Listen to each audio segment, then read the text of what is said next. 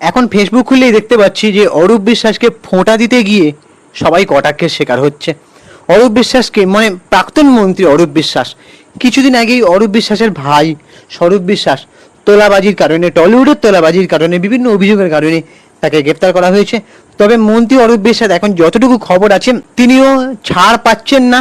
তবে তাকে যে ফোঁটা দেওয়া নিয়ে অনেক কটাক্ষের শিকার হচ্ছেন বিভিন্ন অভিনেত্রীরা, যেমন ফটোয় দেখতে পাচ্ছি আমরা সায়ন্তিকা ব্যানার্জি থেকে শুরু করে তোমার নুসরাত জাহান, তারপর মৌপিয়া নন্দী সাংবাদিক, বিভিন্ন আর্টিস্টরা যারা অ্যাকচুয়ালি অরূপ বিশ্বাসকে ফোঁটা দিতে গিয়ে কটাক্ষের শিকার হয়েছেন, বা অরূপ বিশ্বাসের সঙ্গে তাদের ভাই বোনের সম্পর্ক নিয়েও কেউ মানে কটাক্ষ করতে ছাড়ছে না। কৌশানী মুখোপাধ্যায় আবার এক জায়গায় দাদা নিয়ে বলছিল সেখানে। তবে সব থেকে বেশি কটাক্ষের শিকার হচ্ছেন অপরাজিতা আঢ্য। অপরাজিতা আঢ্য যদিও বা বলেছেন যে তিনি নাকি কবে 2013-তে ফোঁটা দিয়েছিলেন সৌজন্যের খাতিরে। আর অপরাজিতা আঢ্য কোনোদিনও রাজনৈতিক কিন্তু প্রার্থী হন না, কিন্তু তবুও কী বলুন তো, মানুষজনের একটা ধারণা হয়ে যায় যখনই তার নামে কোনো দুর্নীতির অভিযোগ আছে, বা যখনই তার নামে এখন ফেসবুকে তো মানে সোশ্যাল মিডিয়ায় তো এই জিনিসটাই চলছে, যখন একটা অপরাধী ধরা পড়ে আর সেই অপরাধীর সঙ্গে যখনই কেউ মানে একটা ফটো তুলে সেটাকে নিয়ে মিম হয় আমরা জানি। তবে হ্যাঁ, অপরাজিতা আঢ্য তেমন কোনো দোষই করেননি, এটুকু আমরা বলতে পারি, আমি বলতে পারি অন্তত, যে অপরূপা মানে তিনি কিন্তু অপরাজিতা আঢ্য তিনি কিন্তু সিনেমাটাই করতেন, আমরা দেখিনি কিন্তু রাজনৈতিক প্রচার করতে, এটা কিন্তু মানতে হবে। এবার অপরাজিতা আঢ্য ভাইফোঁটার ভিডিও নতুন করে ভাইরাল করা হয়েছে, তা নিয়ে নেট নাগরিকদের একাংশের অশালীন আক্রমণের মুখে পড়তে হয়েছে তাকে। এই ট্রোলিংয়ের জবাবে তিনি একটা ভিডিও করেও খুব উগড়ে দিয়েছেন তো, এবং বলেছেন যে রাজনৈতিক সমর্থন আর সৌজন্যতা এক জিনিস নয়, তা তিনি স্পষ্ট করে দিয়েছেন। সমাজ মাধ্যমে লাগাতার কটাক্ষ, আর এই লাগাতার কটাক্ষের বিরুদ্ধে সরাসরি নিজের বক্তব্য তিনি তুলে ধরেছেন। তিনি বলেছেন ফেডারেশন কর্তা স্বরূপ বিশ্বাসের গ্রেপ্তারি এবং প্রাক্তন মন্ত্রী অরূপ বিশ্বাসের আইনি জটিলতার আবহে অভিনেত্রীর একটি পুরনো ভাইফোঁটার ভিডিও ছবি ভাইরাল হওয়া নিয়ে তিনি যে কথাগুলো বলছেন যে কাজের লোভে তিনি রাজনৈতিক নেতাদের ঘনিষ্ঠ হন, এই অভিযোগের জবাবে তিনি তীব্র কটাক্ষ করেছেন। মানে এটা বলা হয়েছে, অনেকে বলছে টোলাদের উদ্দেশ্যে তিনি সরাসরি বলেন যে সবাই কাজের লোভে মন্ত্রী ঘনিষ্ঠ হলে সাংসদ শতাব্দী রায় সব ছবির নায়িকা হতেন, কারণ দীর্ঘ অনেকগুলো বছর ধরে তিনি তৃণমূল কংগ্রেসের সাংসদ। সায়নী ঘোষেরও কাজের অভাব হতো না বলে জানান তিনি। নিজের অবস্থান পরিষ্কার করতে তিনি জানান যে সৌরভ গঙ্গোপাধ্যায়ের বায়োপিক দাদাতে অভিনয়ের সুযোগ পাওয়ার আগে টানা 6 মাস কোনো কাজ ছিল না তার। মন্ত্রী ঘনিষ্ঠ হলে তাকে এভাবে বসে থাকতে হতো না বলে দাবি অভিনেত্রীর। নেটিজেনদের কুরুচিকর মন্তব্যের জোরে ক্ষোভ প্রকাশ করে তিনি বলেন ছোট থেকে সৌজন্য শিখিয়েছেন বড়রা, সৌজন্য শব্দটাই এখন হারিয়ে গিয়েছে। তার কথায় কোনো মন্ত্রী যদি ভাইফোঁটার অনুষ্ঠানে আমন্ত্রণ করেন তাহলে সৌজন্যবোধ দেখানোটা আমাদের কর্তব্য, এই কথাগুলো তিনি বলছেন।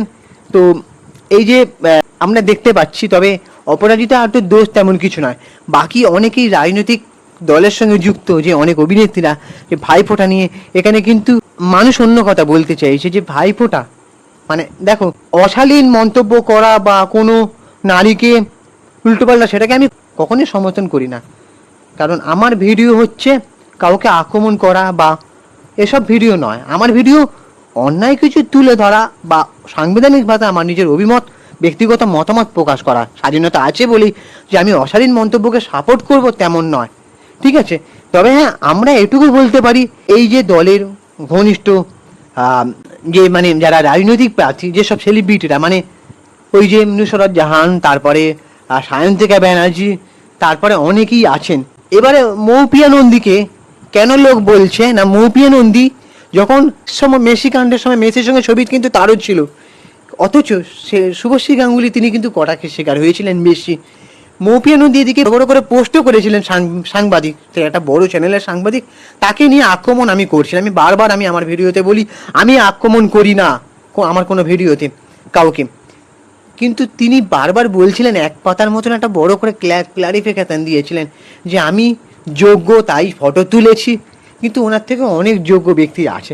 যদিও এই ভিডিওর মাধ্যমে কোনো ব্যক্তির যোগ্যতা নিয়ে বা কোনো কথা বলার ধৃষ্টতা আমার নেই, কারণ আমি একজন সামান্য মানুষ, আমি সামান্য একজন ইউটিউবার, সামান্য একজন ইউটিউবে আমি জার্নালিজম করি আমার মতন করে, সাধারণ মানুষদের কথা তুলে ধরি। কিন্তু তিনি যে বলছেন আমি যোগ্য, এবার যারা মিম টোল করছে তারা কি খুঁজে পেয়ে গেছে যে না, অরূপ বিশ্বাসকে ভাইফোঁটা দেওয়ার জন্যই তিনিই হয়তো জায়গা করে দিয়েছেন, তার জন্য তিনি ছবি তোলার সুযোগ পেয়েছেন। এছাড়া তিনি কোন যোগ্যতায় গেছেন? কারণ যেখানে অরূপ বিশ্বাস মেসিকে খামচে মামচে ধরে একেবারে একাকার করে দিয়েছেন, যেখানে মেসি প্রচণ্ড বিরক্ত হয়ে মাঠ ছেড়েছেন, তাকে কিন্তু আমন্ত্রণ জানানো হয়েছিল যে গোটা বিদেশ থেকে আমাদের কলকাতাকে রিপ্রেজেন্ট করবেন বলে, আমাদের কলকাতাটা একটা গর্বের জায়গা হবে। হ্যাঁ জানি, সব কিছুতে একটা বিজনেস পলিসি থাকে, সব কিছুতে একটা ব্যাপার থাকে, ঠিক আছে, কিন্তু অনেক মানুষরা টিকিট কেটে 1,000 টিকিট কেটে, তারা 1,000 টাকা দিয়ে টিকিট কেটে দেখতে যেতেছিল, তারা দেখতে পারেনি। কিন্তু সেখানে যদি কোনো দলের ঘনিষ্ঠ থাকার জন্য কেউ সুযোগ পায়, সেটা তো তারা বলবে।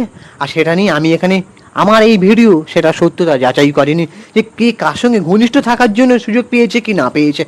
এটা বিভিন্ন অভিযোগ টোল মিমের প্রেক্ষিতে আমি কথাগুলো বলছি। বিভিন্ন যে আরও যে অভিনেত্রীরা, তারা যে অরূপ বিশ্বাসকে ফোঁটা দিচ্ছেন, মানুষজনের এখনও মানে প্রশ্ন জাগছে, ভাইফোঁটা দেওয়ার পরে তারা কত দামি উপহার পেলেন সেটা কিন্তু মানুষ দেখতে চাইছে।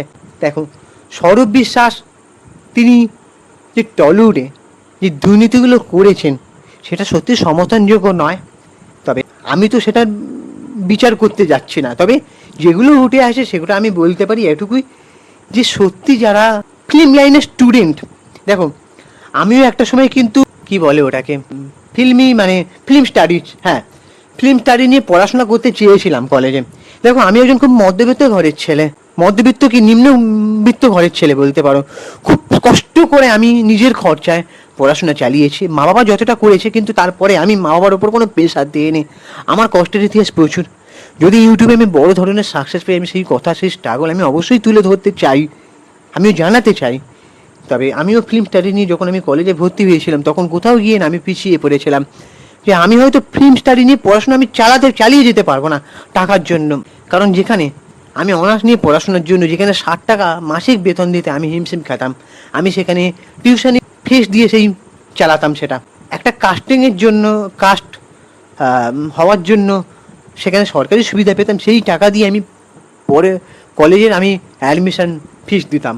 তো সেই ফিল্ম স্টাডিজ নিয়ে আমি পড়াশোনা করতে পারিনি তো কী হয়েছে, কিন্তু যারা স্বপ্ন দেখেছে আমি ফিল্ম ডিরেকশন দেব, আমি কোনো ঘটনা তুলে ধরবো সিনেমাতে, বা আমি কিছু নতুনত্ব তুলে ধরবো, সিনেমার ভাষাটাকে বদলে দেবো। যেমন উদাহরণ হিসেবে বলা যায় যে the academy of fine arts, এই যে সিনেমাটা এসেছিল, জানি সিনেমাটা মানে অনেকটা অ্যাডাল্ট সিনেমা হয়ে যাচ্ছে, কিন্তু তাও সিনেমাটার মধ্যে এমন কিছু নতুনত্ব আছে না, সেটা আমরা সিনেমার ভাষাটা বুঝতে পারছো। তো তাদের কোথাও গিয়ে ক্যারিয়ারটাকে উঠতে দেওয়া হয়নি। সবাই কিন্তু উঠে আসা দরকার, তারা যদি যেরকমভাবে এক্সপেরিমেন্ট করছে করুক না, এবার যদি সাধারণ মানুষ না নেয় সেটা আলাদা কথা, কিন্তু তাদেরকে কোথাও গিয়ে উঠে আসতে দেওয়া হয়নি। ওই যে কাটমানি খাওয়া, ওই যে টাকা দিতে হবে এত, এই যে জিনিসগুলো হয়ে এসেছে, কোথাও গিয়ে প্রাক্তন মন্ত্রী অরূপ বিশ্বাস তিনি কি জানতেন, জেনে শুনে কি আমল দিয়েছিলেন, এই প্রশ্নটা থেকে যায়। তারপরে ওদিকে অনেকে বলেন যে মমতা বন্দ্যোপাধ্যায়ের কাছে এই জিনিসটা নিয়ে অভিযোগ জানানোর পরেও নাকি সেই জিনিসগুলো নিয়ে কোনো সমস্যার সমাধান মেলেনি। তাহলে এখানেই এই টোল মিমগুলো হচ্ছে এই কারণেই। তো সেটা বুঝতে হবে, পাবলিকেরও দোষের কিছু নেই। যখন সাধারণ মানুষের উপর ভিত্তি করে এত কিছু হয়, আপনাদের সুযোগ সুবিধা, এই যে নেতা মন্ত্রী হওয়া, এটা তো সাধারণ মানুষের ভোটের জন্যই। এবার সেটাকে আপনারা কি করলেন, দুর্নীতিতে ভরিয়ে দিলেন, কাটমানিতে ভরিয়ে দিলেন, এই তো করলেন। তাহলে সাধারণ মানুষের টোল মিম করা, এটার মাধ্যমে প্রতিবাদ করার অধিকারও আছে। যদিও অশালীন মন্তব্য নিয়ে অশালীন ব্যাপার নিয়ে কিন্তু আমি সমর্থন করি না, তো এটাই বলতে চাওয়া। তবে যাই হোক, এই যে জিনিসগুলো বন্ধ হোক।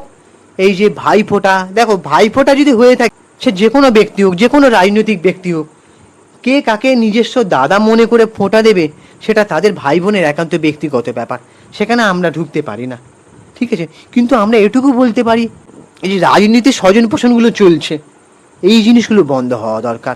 এবার বাকি তোমাদের কি ওপিনিয়ন তোমরা অবশ্যই জানাও, আর আমাদের ইউটিউব চ্যানেলটাকে সাবস্ক্রাইব করে দাও। তোমাদের কি মনে হচ্ছে যে অরূপ বিশ্বাস যেটা ফোঁটাটা দেওয়া নিয়ে তোমাদের কি মতামত, সেটা আবার জানাও কমেন্ট করে। আর অরূপ বিশ্বাস যেগুলো করেছেন সেগুলো ঠিক কিনা সেটা কমেন্ট করে জানাও। অপরাজিতা আড্ডুর কি সত্যিই দোষ, কি মনে হয় সেটা কমেন্ট করে জানাও। বাকিদের ভাইফোঁটা নিয়ে তোমরা কি বলবে কমেন্ট করে জানাও। আর আমাদের চ্যানেলটাকে সাবস্ক্রাইব করে দাও, ভিডিওটাকে লাইক করে দাও। আমি ইনস্টাগ্রামে রয়েছি সুপ্রিয় পৌশালের সিনেমারি, ওখানে গিয়ে ফলো করে দাও। চলো টাটা, দেখা হচ্ছে পরের ভিডিওতে।